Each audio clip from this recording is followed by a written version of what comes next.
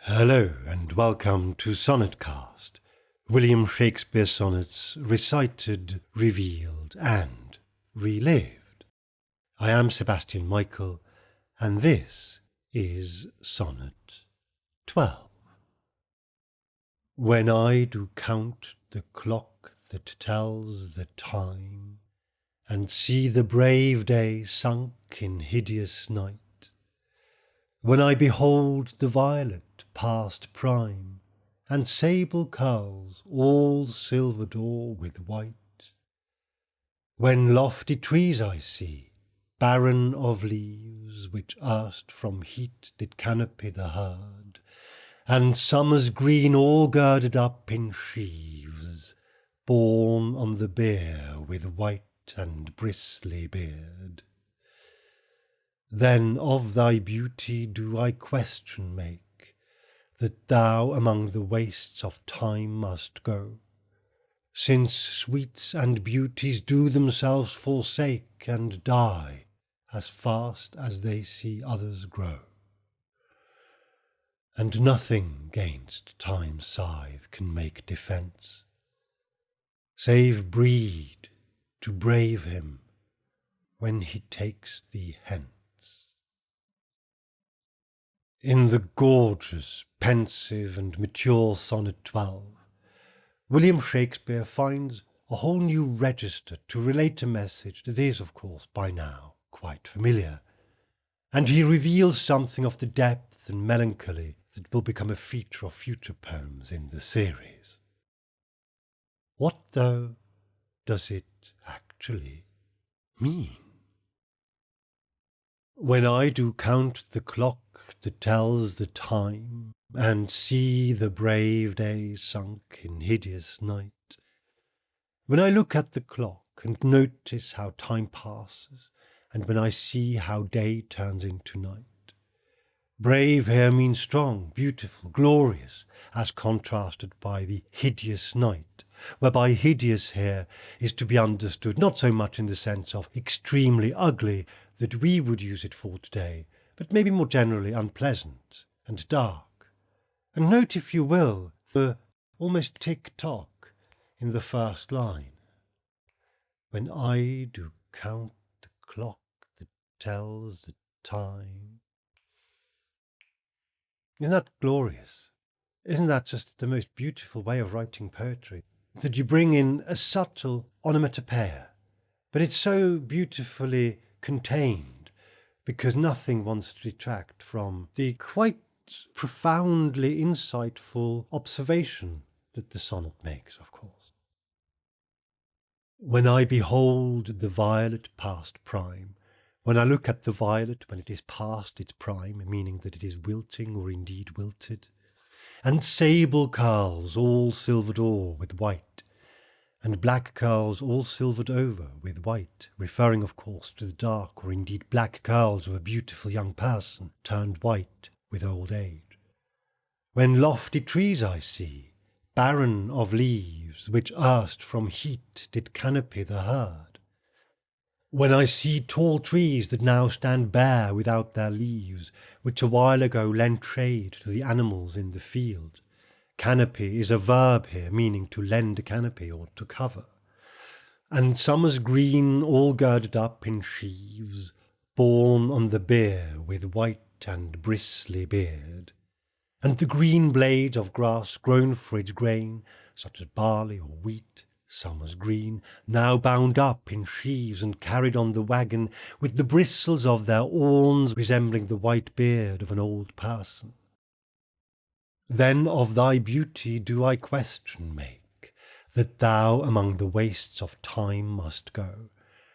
Then I do wonder about your beauty, and that you will have to go to waste with everything else that is subject to the ravages of time. Since sweets and beauties do themselves forsake, and die as fast as they see others grow. Because sweet things, for which read all things lovely and pleasing, and beauties, for which read all things beautiful, including you, forsake themselves, for which read leave themselves in their state of sweetness and beauty, and die just as fast as they can observe the new or young sweets and beauties around them grow.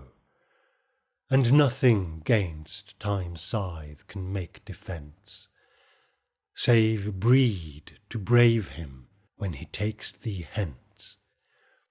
And nothing can defend you against the scythe of time, which cuts everything down eventually, except breeding children, who can then stand up to him. Time is personified as he, when he, time, comes to get you.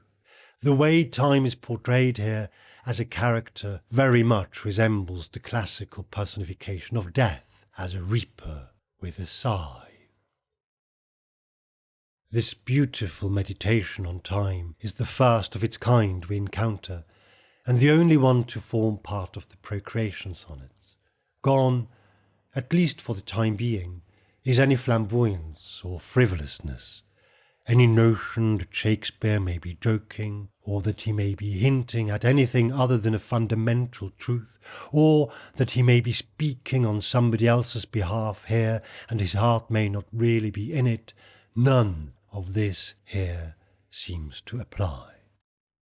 Instead, we get great sincerity and detailed observation leading up to a conclusion we can pretty much foresee in the context of what has been said before, but even this, the final couplet, is almost shocking in its heartfelt authenticity. And so the sonnet, while it clearly belongs in the sequence and obviously and unequivocally emphasizes the need to have children in order to effectively conquer death, does so with a whole new level of sincerity. When some of the previous 11 sonnets may have suggested to us that Shakespeare is perhaps going through the motions a bit, that he's possibly showing off his verbal dexterity, that he may not really care all that much about some of what he nevertheless craftily composes, with Sonnet 12 we get the voice of a man who reflects on time and its passing, and its unrelenting motion towards death, with insight and sorrow. As ever, we still need to be careful not to read more into these 14 lines than are actually there, and it remains the case that how we feel about poetry is subjective. But what is evident, almost beyond reasonable doubt, is that the poetry employed here is of a different quality, as in different kind or type. Hyperbole is absent, nothing is exaggerated. Similes are absent, nothing is directly compared to anything else, and metaphors are sparse and specific. The clock really does tell the time. The day really does turn into night. The violet really does go past its prime and wilt. And sable curls really do get silvered over with white. The trees do lose their leaves, which before were able to lend shade to the herd, and it is only when we hear the barley and the wheat referred to as summer's green and their awns as a bristly beard, that we get anything beyond poetic but literal language. This is different to anything that's gone before, and it is surely significant. In what way? We don't know yet. The sonnet does not tell us much about the relationship between the poet and the young man, nor does it tell us anything at all about the young man. It does tell us something about Shakespeare, though. It tells us with some appreciable degree of certainty that he senses this passing of the time, that he has thought about this, that the observations he is making are, to him, real. Do we have any proof of this? Only what is in the words, but these words speak a remarkably clear language that is at once evocative and profoundly moving, and it's a language that we shall encounter again, and to even greater depth, before too long. And so, I hope you will join me again here on Sonnet Cast, as we recite, reveal, and relive the sonnets of William Shakespeare.